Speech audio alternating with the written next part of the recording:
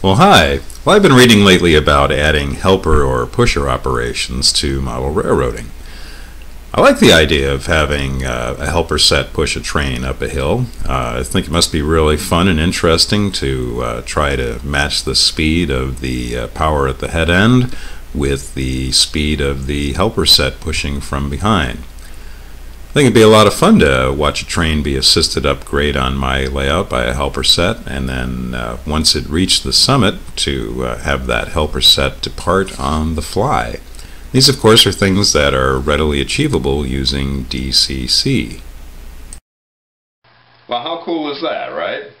Well, that would be great. I'd love to run helper operations like that on my layout, but I run DCC and I have traditional block control, so doing that would be kind of challenging. So, I still wanted to do some sort of helper operations, but then I had an idea. Well, the idea is a pretty simple one, probably something lots of people have thought of. If I can't model the actual pushing of the train up the hill, what I can do is represent the return of a helper set, presumably after they've already done that work.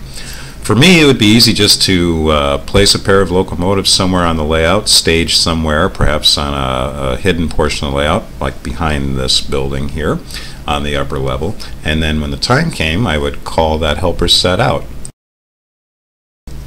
The helpers would roll down grade on that upper level track in the background, continuing downhill to the left and reach a large loop at the end of my layout, and then come back on the lower level on the right. When they were in town, they would pass KP Tower and then eventually work their way into what could become a helper pocket, where the helper set would wait until their next assignment. Usually during my operations scheme, this track serves as the interchange track between my freelanced Kingsport and Western Railroad and the Penn Central, but for at least a portion of model railroad operations sessions, it could be the helper pocket. Well, let's take a look at what that would look like. Of course, with two power packs, I could run another train while also running the helper back into town, or even better, I could have a guest operator with me who could run that second train while I was taking care of the helper.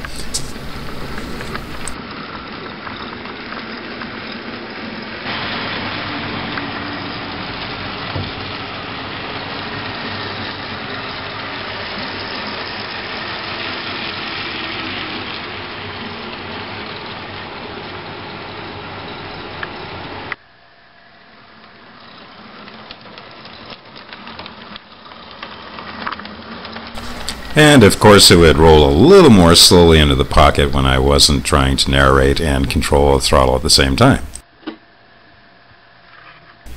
If I wanted to clear the helper pocket and make it available again as an interchange track, I could move the power to my engine yard. The only downside of the current plan I've shown you is that I have to place the locos on the main line, which means that to do a helper op, it would have to be pretty early in the session so I could clear the main line.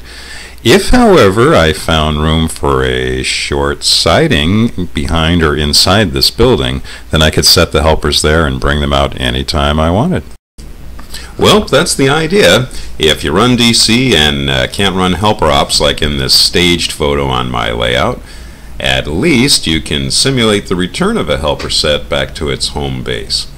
Well, I hope this has been helpful for somebody, and thanks for watching.